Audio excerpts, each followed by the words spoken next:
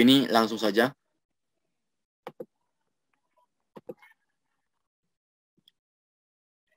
Nampak nih ya? Nampak, Pak. Nampak, Pak. Oke. Teman-teman sudah mempelajari perencanaan bisnisnya gitu ya. Visi misinya apa, kemudian rencana strategisnya apa gitu.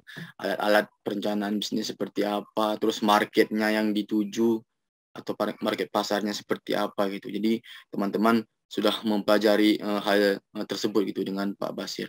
Namun teman-teman jangan pernah lupa gitu ya dengan laporan keuangan gitu, analisis laporan keuangan perusahaan teman-teman nantinya gitu.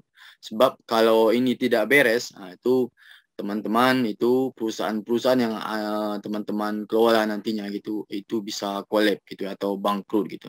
Makanya ini hal yang sangat penting gitu ya, hal yang sangat penting kita kita pelajari mengenai analisis laporan keuangan gitu ya. Kemudian teman-teman analisis laporan keuangan ini nanti sebenarnya kan gini nih, ini ada 2 materi gitu untuk pertemuan ke-9 ke-10. Tapi nanti untuk pertemuan ke-10 itu kita akan membahas tentang investasi. Kita pisahkan aja gitu ya supaya teman-teman lebih mudah. Jadi di sini nanti ada 4 poin. Yang pertama akan kita pelajari ini mengenai dasar-dasar laporan keuangan gitu. Nah, jadi teman-teman harus mengetahui gitu dasar-dasar laporan keuangan. Jadi gini ya, laporan keuangan ini merupakan bentuk tertulis gitu. Jadi dari sini gitu kita bisa melihat gitu suksesnya ke depan suatu perusahaan atau bahkan kolapsnya suatu perusahaan itu bisa dilihat dari laporan keuangannya gitu. Kalau laporan keuangannya buruk itu tinggal menunggu hari gitu atau tinggal menunggu bulan itu otomatis nanti perencanaan bisnisnya akan collapse atau gagal ya gitu ya. Oke, makanya di sini nanti kita bahas pengertian dan manfaatnya ya. Oke. Untuk pengertian, jadi laporan keuangan itu bentuk tertulis gitu yang berisi informasi keuangan dalam sebuah bisnis gitu ya. Jadi laporan keuangan ini mencerminkan gitu semua transaksi usaha sepanjang waktu yang menghasilkan. Nah, jadi maksudnya gini ya, semua transaksi usaha berarti usaha kecil maupun usaha besar itu memang perlu laporan keuangan. Itu sangat perlu laporan keuangan. Bahkan gini.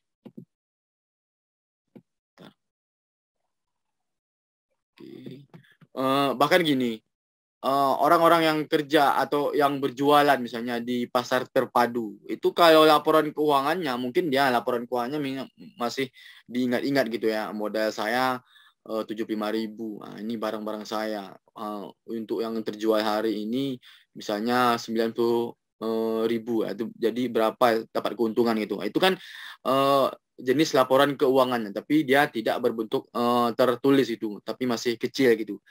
Apa salahnya gitu kalau misalnya perencanaan bisnis masih berjualan gitu ya atau masih berjualan keliling gitu. Tapi kita buat perencanaan ini laporan keuangannya itu kan lebih bagus gitu. Jadi kita bisa melihat bulan ini saya mendapat keuntungan gini. Oh, tapi bulan keduanya keuntungan saya menurun gitu. Nah, itu disebut dengan laporan keuangan gitu. Kemudian sepanjang waktu yang menghasilkan baik peningkatan maupun penurunan bersih nilai ekonomi bagi pemilik modal. Nah, itu tadi maksudnya nanti kan bisa kita lihat gitu. Bulan ini keuntungan saya meningkat, bulan depan meningkat juga, tapi pas bulan ketiganya menurun. Nah, jadi dari situ bisa kita belajar jadi apa sih kekurangan saya gitu ya supaya bisnis ini supaya bisa lebih berkembang gitu.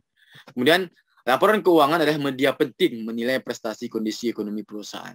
Jadi teman-teman, jadi faktor gitu ya, faktor berkembangnya perusahaan itu dapat dilihat gitu dari laporan keuangannya gitu. Apakah laporan keuangannya baik atau buruk? Nah, kalau baik pasti otomatis perusahaannya itu bisa maju ke depannya atau bisa lebih meningkat gitu. Tapi kalau buruk, nah, itu hanya tinggal menunggu waktu saja gitu ya. Itu kalau disebut dengan laporan keuangan. Kemudian selanjutnya ini tujuan laporan keuangan. Jadi tujuan laporan keuangan ini yang pertama mengevaluasi keuntungan dan kerugian. Jadi kan otomatis teman-teman nanti kalau membuat laporan keuangan itu harus kita melihat dulu keuntungan kita berapa, kerugian kita berapa.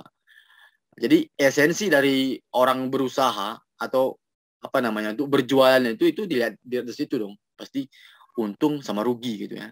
Nggak ada yang lain gitu. Nggak ada yang lain, itu esensinya gitu ya. Dan informasi perubahan sumber daya bersih dari kegiatan usaha yang dilakukan. Artinya di sini apa?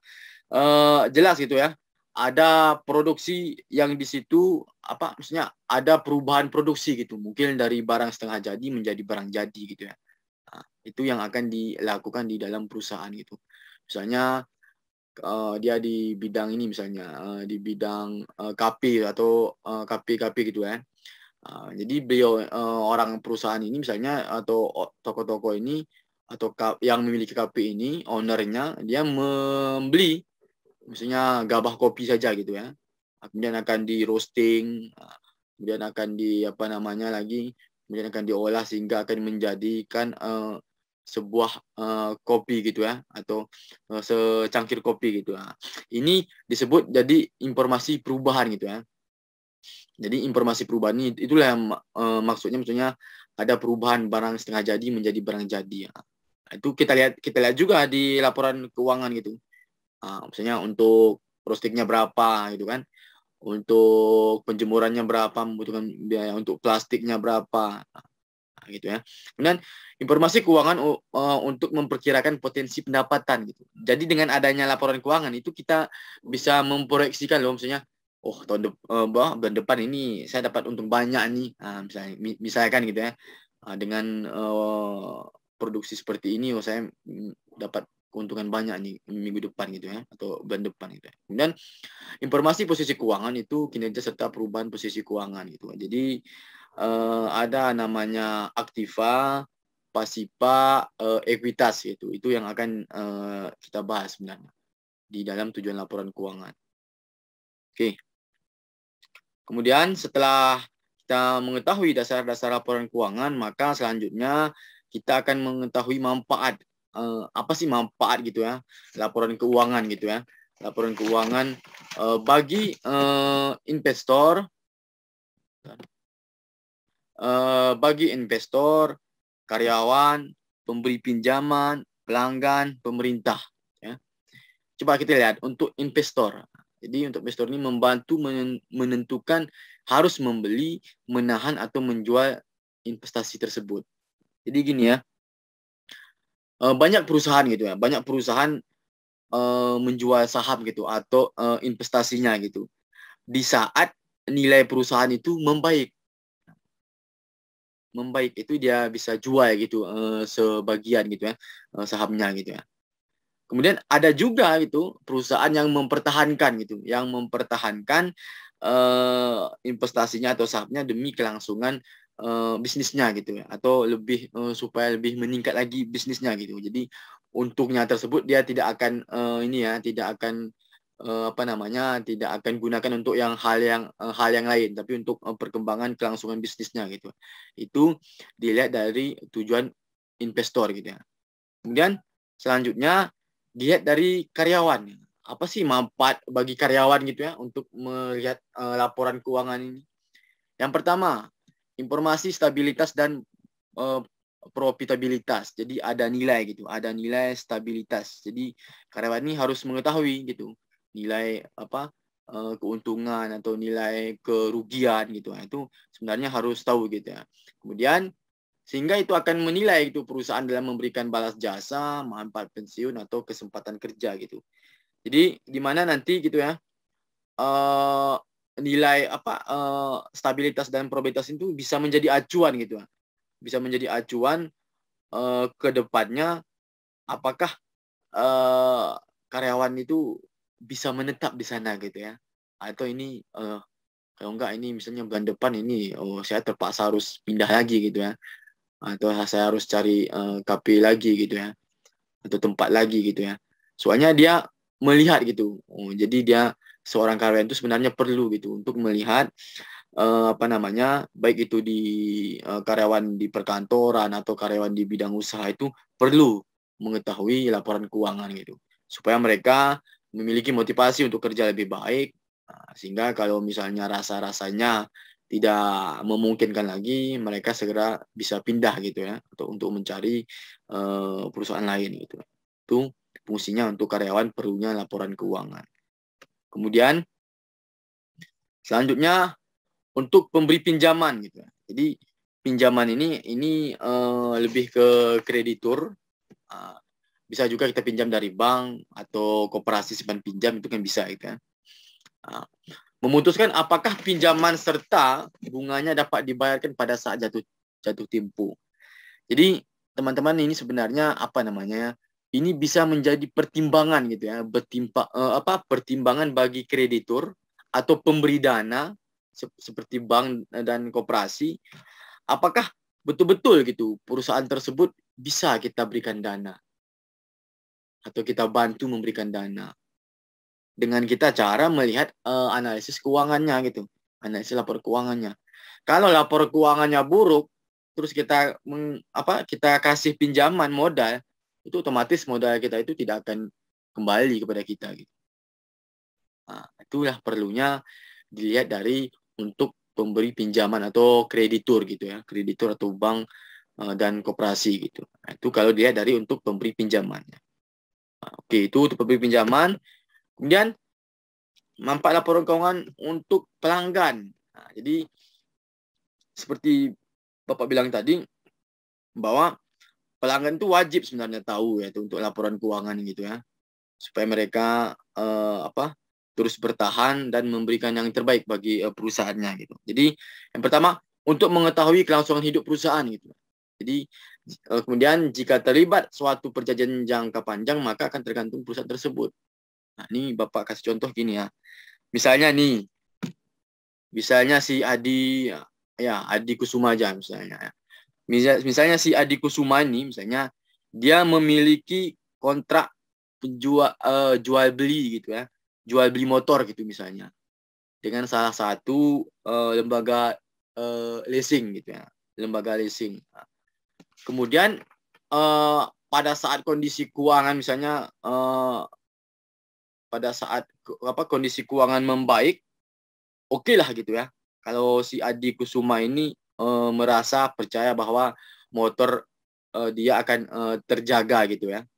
Nah, tetapi apabila misalnya dengan kondisi pandemi seperti ini gitu, jadi keuangan lembaga leasing tersebut memburuk gitu ya. Jadi nanti si Adi ini artinya maksudnya tidak ada perjanjian gitu ya, tidak ada perjanjian kontrak dengan perusahaan leasing tersebut gitu.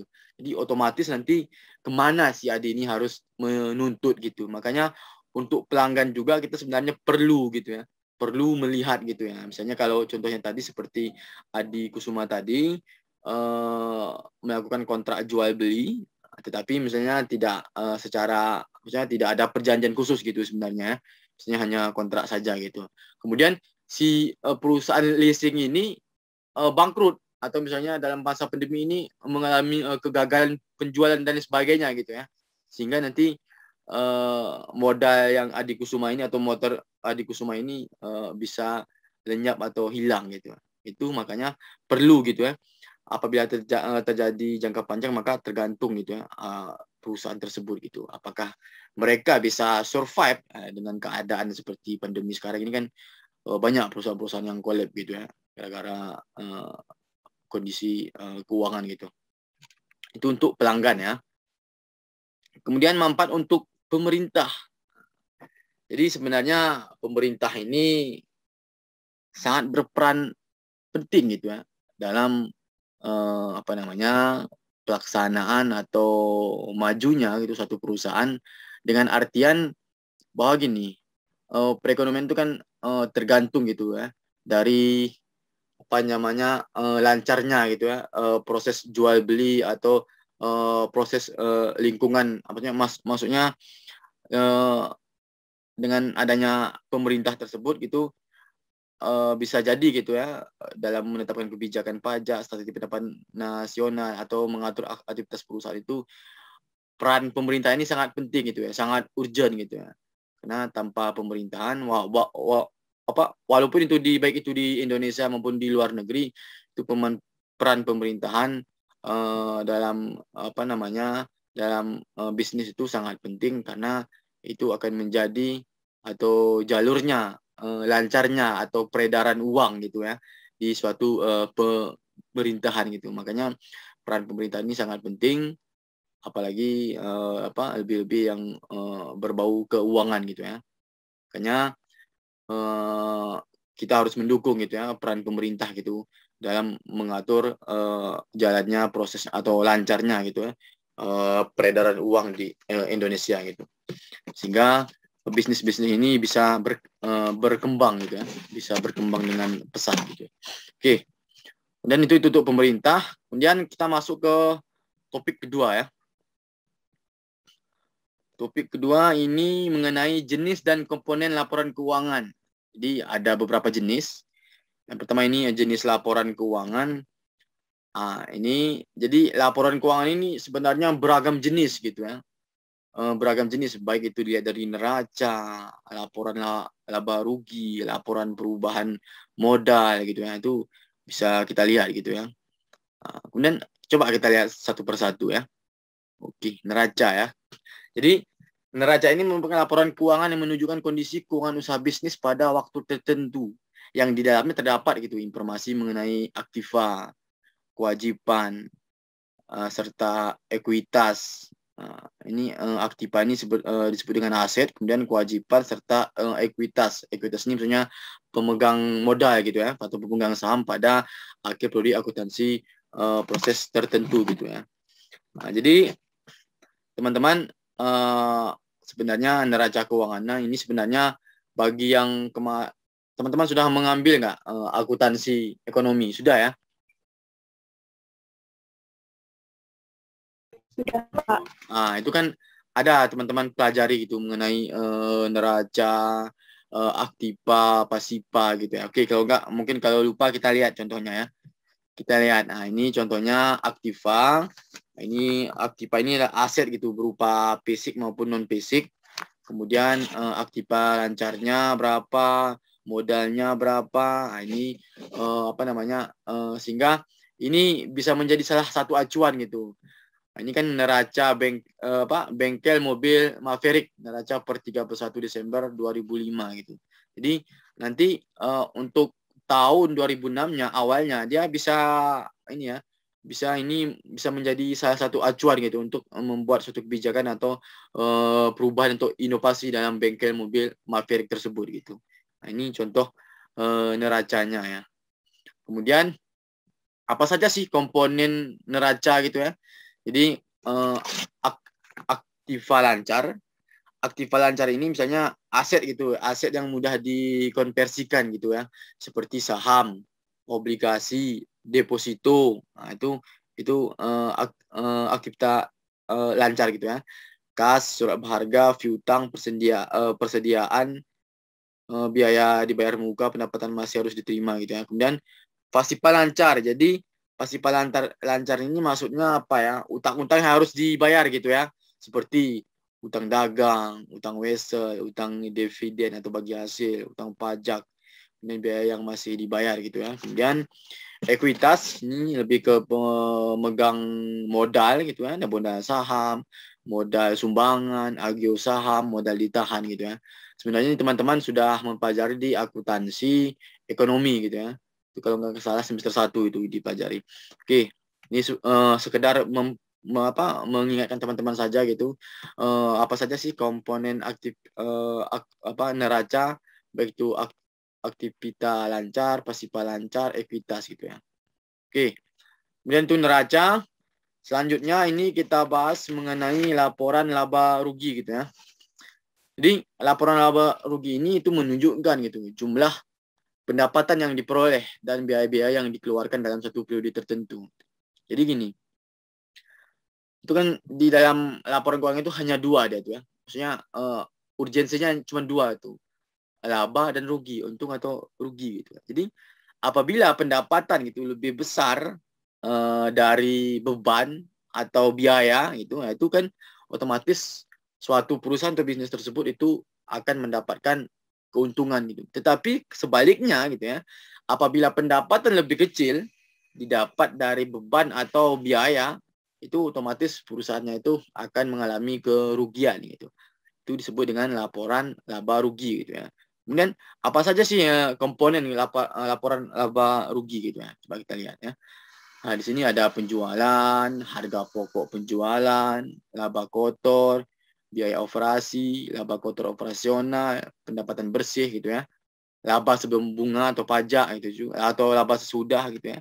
Biaya bunga. Nah, ini komponen laporan laba rugi gitu. Nanti di slide selanjutnya kita bahas gitu ya. Laba sebelum bunga itu seperti apa gitu. Nanti kita ada contoh-contoh soalnya gitu ya. Oke, nanti kita bahas di sana. Oke.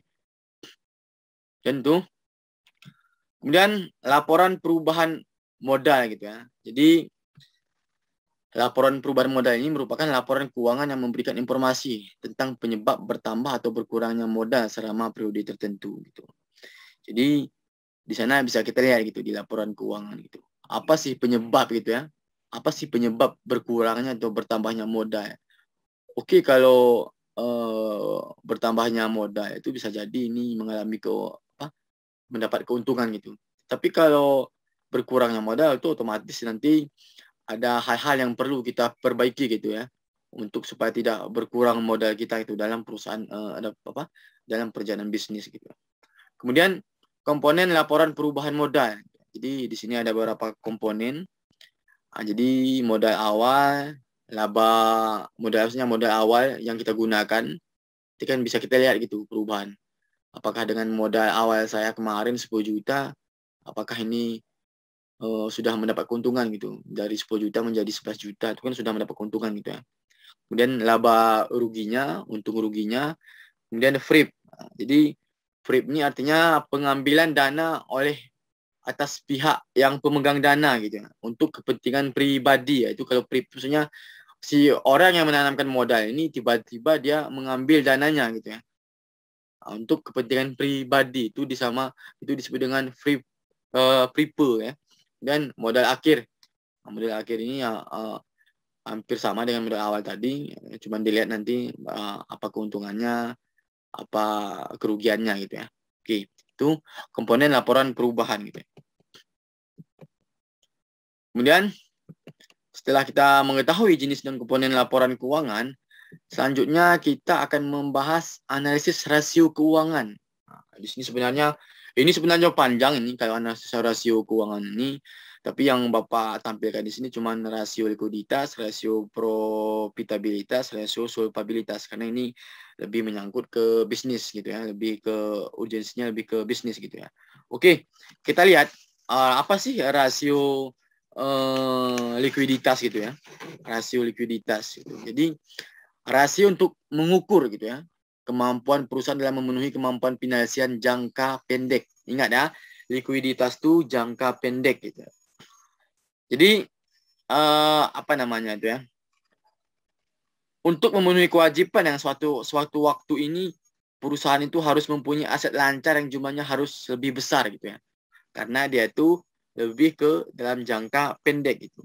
Jadi maksudnya gini ya, aset yang dimiliki perusahaan itu harus lebih besar gitu ya daripada kewajibannya. Jadi aset yang dimiliki perusahaan tersebut itu harus lebih besar daripada kewajibannya. Jadi gini ya, apa ibaratnya? Ibaratnya gini ya. Maksudnya gini, ibaratnya harta atau aset itu lebih besar daripada utang-utang kita gitu ya. Nah, jadi dengan banyaknya harta tersebut itu kita bisa menutupi utang-utang kita tadi gitu ya. Itu disebut rasio likuiditas gitu ya. Maksudnya kita memiliki harta atau aset itu lebih banyak gitu, lebih banyak nominalnya daripada utang-utang kita. Sehingga dengan aset tersebut kita bisa melunasi utang tersebut gitu. Jadi artinya dengan demikian, dengan melihat rasio likuiditas tadi bisa kita lihat gitu perusahaan tersebut sehat atau tidak sehat gitu kan, dengan mengetahui rasio likuiditas tadi gitu. Kemudian bagaimana sih cara mengukur rasio likuiditas gitu. Ini ada 3. Yang pertama current ratio, yang kedua quick ratio, yang ketiga cash ratio. Oke, kita lihat satu persatu. Oke. Untuk current ratio. Jadi di sini untuk mengukur gitu kemampuan perusahaan membayar kewajiban jangka pendek dengan menggunakan aktiva lancar itu, menggunakan aset tadi ya. Dia kalau memiliki asetnya banyak, dia bisa bayar dong utang-utang perusahaan tersebut gitu. Dan perbandingan antara aset lancar dengan kewajiban lancar dengan pedoman 2:1. Artinya gini ya, asetnya 2, kewajibannya 1. Jadi kan maksudnya dengan demikian jadi perusahaan tersebut itu apa namanya tuh masih ini ya, masih apa namanya, masih sehat gitu ya, masih bisa survive gitu ya, masih bisa bertahan gitu ya. Misalnya dalam keadaan pandemi saat ini gitu ya. Kemudian ini contohnya ya, contoh rasio. Rumusnya aset lancar dibagi dengan kewajiban lancar. Misalnya gini ya, suatu perusahaan ini memiliki aktivitas lancar sebesar 10 juta dan kewajiban lancarnya sebesar 5 juta. Nah, ibarat harta tadi 10 juta, kemudian utangnya 5 juta gitu ya. Jadi current rasionya itu 2:1. Artinya 10 juta dibagi 5 juta itu kan hasilnya 2 gitu ya. Nah, ini disebut dengan current ratio. Jadi 2:1 ini maksudnya di situ lebih besar asetnya daripada kewajibannya. Itu contohnya ya. Oke, itu current ratio. Sekarang kita bahas quick ratio. Nah, jadi quick ratio ini quick ini kan artinya cepat gitu ya. Cepat gitu ya. Jadi harus ada yang dijual atau harus ada yang dikurangi gitu ya. Itu supaya bisa bertahan gitu. Itu kalau quick ratio gitu ya. Jadi quick ratio ini artinya mengukur kemampuan perusahaan membayar kewajiban jangka pendek dengan menggunakan aktiva lancar, aktivanya seperti aset tadi yang dikurangi persediaan gitu ya. Jadi apa namanya itu ya? Barang-barang yang persediaan di sini maksudnya apa ya? Barang produksi yang mau dijual gitu ya. Baik itu barang jadi maupun barang setengah jadi gitu. Nah, itu disebut dengan quick ratio gitu. Jadi untuk supaya lancar kita harus mengurangi persediaan. Persediaan tersebut itu bisa barang produksi barang jadi atau barang setengah jadi. Itu bisa kita jual ya gitu ya. Untuk supaya tren bisnis kita itu tidak terhambat itu atau proses pertumbuhan bisnis itu tidak terhambat gitu. Itu quick ratio. Coba kita lihat contohnya. Nah, contohnya ini misalnya ini rumusnya ya. Aset lancar dikurang persediaan, kemudian dibagi kewajiban lancar. Nah, misalnya perusahaan Gayung Musara ini memiliki aktiva lancar senilai 20 juta gitu. Inventaris 2 juta dan kewajiban lancar 6 juta. Maka rasio cepatnya atau rasio quick rasionya ada ya. 20 juta ini tadi dikurang 2 juta. Jadi aktiva lancar tadi dikurang inventaris. Kemudian dibagi dengan lagi kewajiban lancar gitu. Sehingga hasilnya mendapat 3. Itu quick rasionya 3 gitu ya. Nah, ini contoh dari quick ratio gitu ya. Itu dalam proses neracanya gitu ya, neraca. Oke. Kemudian setelah quick ratio, kita cash ratio. Nah, kalau cash ratio ini berkaitan dengan uang. Jadi mengukur kemampuan perusahaan dalam membayar kewajiban finansial jangka pendek dengan kas yang tersedia. Itu tadi ada uang tadi gitu ya. Ada uang. Contohnya coba kita lihat supaya lebih paham. Nah, misalnya gini. Pak rumusnya kas ditambah surat berharga. Surat berharga itu bisa saham, bisa obligasi, bisa reksadana. Dibagi kewajiban lancar gitu. Misalnya suatu perusahaan memiliki kas nilai sebesar 5 juta. Kasnya 5 juta nih ya. Kemudian surat berharganya 3 juta atau sahamnya 3 juta dan kewajiban lancarnya 5 juta. Maka kas rasionya 5 juta ditambah 3 juta. Dibagi 5 juta untuk kewajiban lancarnya. Sehingga ini memperoleh cash rasionya atau kas rasionya itu sebesar 1,6. Ini contoh dari cash ratio ya. Oke. Kemudian setelah cash ratio, setelah kita mempelajari analisis rasio keuangan, itu kita langsung tadi likuiditas. Sekarang kita rasio profitabilitas, profit gitu ya. Jadi ada nilai keuntungannya gitu ya. Lebih ke keuntungan gitu ya. Jadi rasio untuk mengukur kemampuan itu perusahaan memperoleh laba dalam hubungan dengan nilai penjualan. Kemudian aktiva atau aset, kemudian modal sendiri gitu ya. Jadi profit itu bisa dari modal sendiri, nggak harus kita pinjam juga gitu kan. Nah, kemudian rasio profitabilitas ini artinya gini, semakin tinggi nilainya semakin baik. Jadi maksudnya gini ya, perusahaan itu semakin baik atau semakin bagus profitnya itu aktiva atau proses penjualannya itu semuanya lancar gitu ya. Semuanya memperoleh keuntungan gitu ya. Bagaimana sih cara mengukurnya gitu ya? Ada 3 cara mengukur. Yang pertama, gross profit margin. Ingat tadi ya, kalau likuiditas tadi jangka pendek, kalau profitabilitas ini bagaimana secara mengukur laba tadi? Begitu lihat dari dengan penjualan, aktiva modal sendiri. Semakin tinggi nilainya maka semakin baik gitu ya. Semakin tinggi nilai penjualannya berarti otomatis keuntungan semakin baik dong. Nah, kemudian bagaimana sih cara melihat gitu ya? Cara mengukur gitu ya? Ada 3 cara. Pertama, gross profit margin, kemudian net profit margin, return on investment atau ROI gitu ya. Oke, kita lihat. Pertama, gross profit margin. Jadi ini untuk mengukur kemampuan perusahaan dalam mendapatkan laba kotor dari penjualan. Ya, ingat ya, gross profit margin ini laba kotor gitu ya. Contohnya gini, total penjualan atau rumusnya total penjualan dikurang HPP. HPP ini harga pokok penjualan dibagi total penjualan dikali 100%. Nah, sehingga misalnya contohnya nih, harga pokok penjualannya 7 juta. Total penjualannya 55 juta. Maka gross profit marginnya itu sebesar 48 juta. Artinya ini dari mana datangnya 48 juta ini? 55 juta itu dikurang 7 juta. Sehingga 48 juta dibagi dengan total penjualan 55 juta. Dikali 100 sama dengan 87%. Secara garis besar, kalau kita lihat dari 87% ini, itu perusahaan tersebut itu sudah baik atau pasar tersebut itu sudah baik itu untuk dilihat dari sebuah perusahaan gitu ya. Dengan melihat 87%. Tapi kalau masih 50% itu masih dalam keadaan was-was gitu ya, belum masuk ke dalam kategori baik gitu ya. Oke, itu kalau dilihat dari gross profit marginnya atau lebih menitik beratkan kepada laba kotor ya. Oke. Selanjutnya net profit margin. Ini di sini rasio untuk mengukur kemampuan perusahaan dalam mendapatkan laba bersih dari penjualan gitu ya. Jadi ada rumusnya ini, laba setelah pajak dikali di total penjualan dikali 100 gitu ya. Jadi kalau net profit ini besar ya.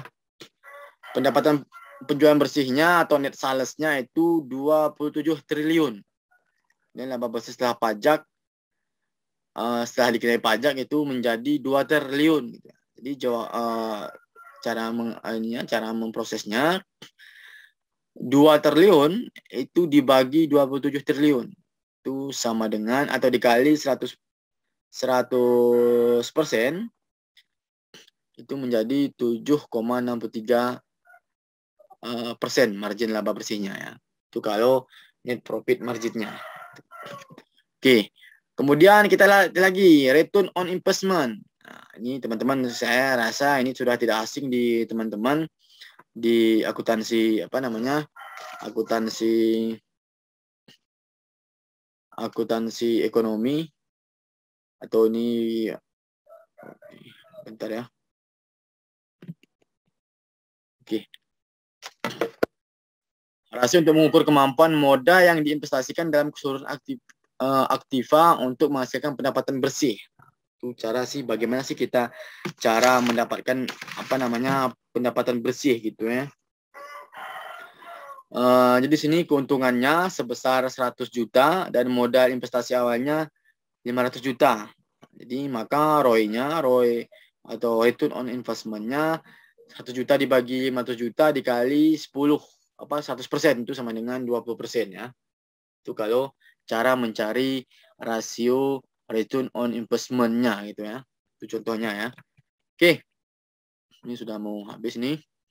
Dan rasio solvabilitas ya. Tadi ingat, likuiditas itu jangka pendek, rasio solvabilitas itu jangka panjang. Ingat ya.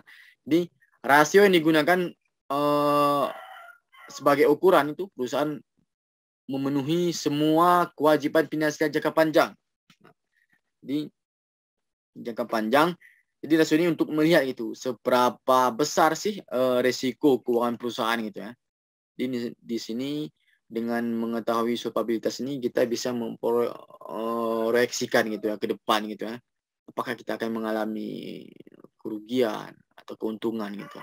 Itu disebut dengan rasio solvabilitas. Ingat tadi likuiditas tadi jangka pendek, solvabilitas tadi jangka panjang. Gitu. Kemudian bagaimana sih cara mengukurnya gitu ya? Ada dua juga itu cara mengukurnya. Yang pertama total debt to equity ratio. Coba kita lihat. Nah, di sini rasio itu mengukur seberapa besar perusahaan yang dibiayai pihak kreditur dibanding dengan modal. Gitu. Jadi seberapa besar pembandingan nanti ya. Total kewajibannya dibagi dengan total ekuitasnya. Artinya modal yang diambil dari pihak kreditur tadi, baik itu bank atau koperasi, dibandingkan dengan modal atau total ekuitas gitu ya. Nah, itu disebut dengan total debt equity ratio.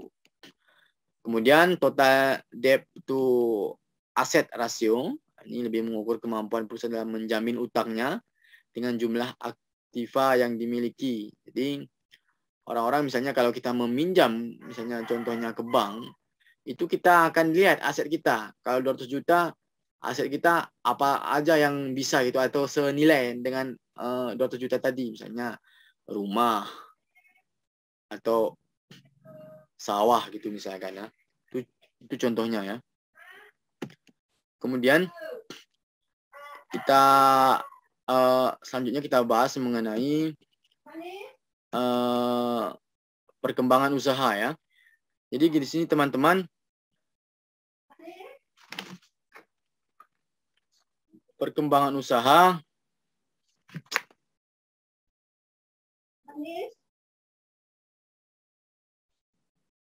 bentar ya.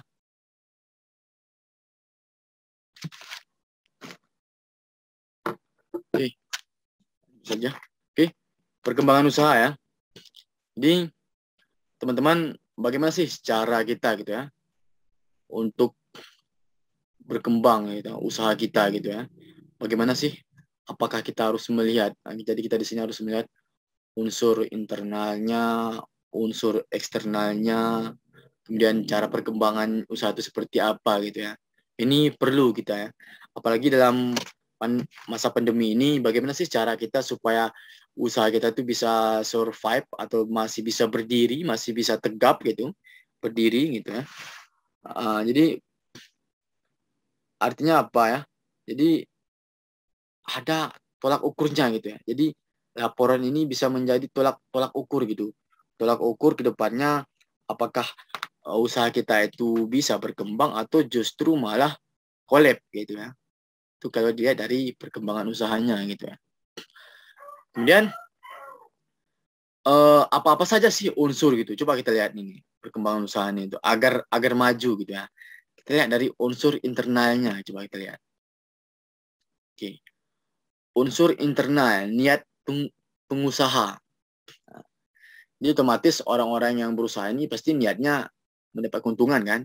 Tidak mungkin niatnya usahanya itu tidak berkembang gitu ya. Itu tidak mungkin gitu ya. Itu tidak ada gitu seorang pengusaha tapi niatnya mau menghancurkan usahanya, itu tidak ada gitu ya. Kemudian meningkatkan teknik produksi. Jadi bagaimana sih cara-cara teknik produksinya supaya beban produksinya itu bisa bisa lebih lancar lagi gitu ya, dengan modal sedemikian rupa tapi teknik produksi yang kita buat itu lebih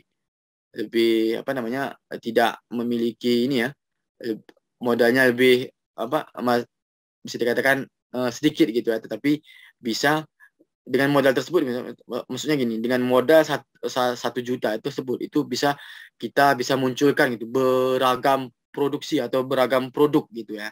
Itu dia dari teknik produksinya. Kemudian di teknik produksi juga ini bisa kita lihat nanti bagaimana sih cara packagingnya atau wajah dari produk tersebut tadi.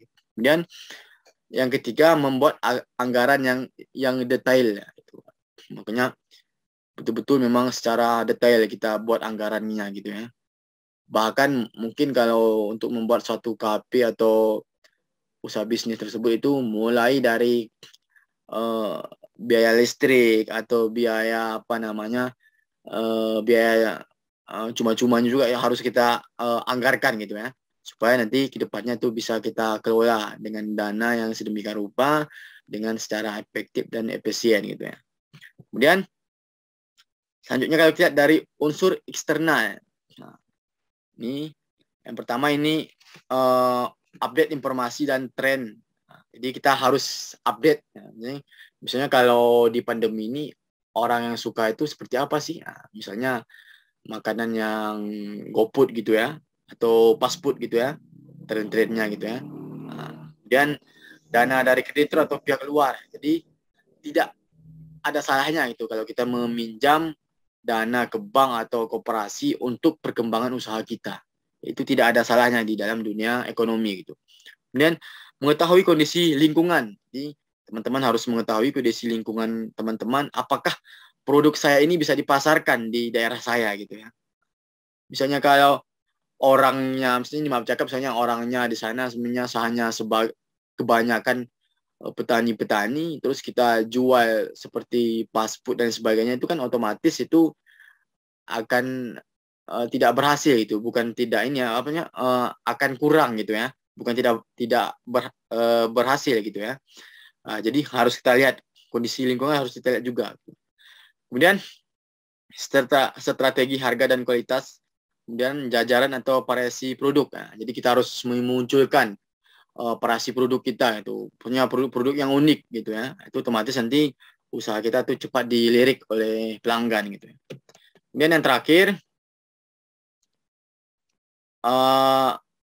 cara melakukan perkembangan usaha. Jadi di sini teman-teman, salah satu teknik atau cara yang paling utama itu kita harus fokus gitu. Kita harus fokus. Kalau kita berusaha harus fokus berusaha gitu. Nah, kemudian fokus di sini artinya itu fokus produk untuk dipasarkan. Bagaimana cara kita memasarkannya, mempromosikannya, terus menjualnya. Tindakan apapun yang untuk meningkatkan penjualan. Mungkin kalau kita mut-mutan, hari ini saya jualan, besok enggak. Itu kita sudah masuk ke kategori tidak fokus gitu, tidak fokus terhadap produk yang kita pasarkan. Kemudian kembangkan lini produk. Jadi kita harus mengembangkan lini produk, kalau bisa banyak gitu ya, banyak lini produk kita, sehingga nanti pelanggan itu bisa melihat atau bisa bervariasi gitu untuk membeli kepada kita gitu. Kemudian mulailah memperkerjakan seseorang atau partner. Jadi kalau kita memiliki partner, usaha kita itu supaya lebih bisa survive atau bisa kita saling kerjasama gitu ya. Kita buka cabang lain, itu kan bisa lebih berkembang gitu usaha kita ya. Kemudian kalau zaman sekarang ini kalau berjualan itu sangat-sangat mudah. Itu bisa melalui sosial media seperti Instagram, Facebook, Twitter. Kemudian dari media sosial lainnya seperti banyak sih aplikasi-aplikasi gitu ya. Atau kita membuat konten website gitu ya. Misalnya hijab gitu, terus kita buat websitenya, terus ada bagian-bagiannya, misalnya hijab syar'i seperti apa, hijab model dan sebagainya gitu ya. Itu bisa kita buat di konten website. Nah, dengan cara apa? Dengan adanya konten website tadi bisa kita pasarkan melalui media sosial seperti Instagram, Facebook, Twitter gitu ya. Kemudian sebagai informasi tambahan saja, Instagram saat ini itu merupakan salah satu media sosial yang paling terbaik gitu ya di bidang penjualan gitu ya. Orang-orang lebih suka melihat Instagram itu dibandingkan dengan Facebook atau Twitter gitu ya, untuk konten penjualan gitu ya. Kemudian afiliasi gitu ya. Jadi teman-teman kita harus ada kerjasama supaya perusahaan kita itu bisa berkembang gitu ya. Oke.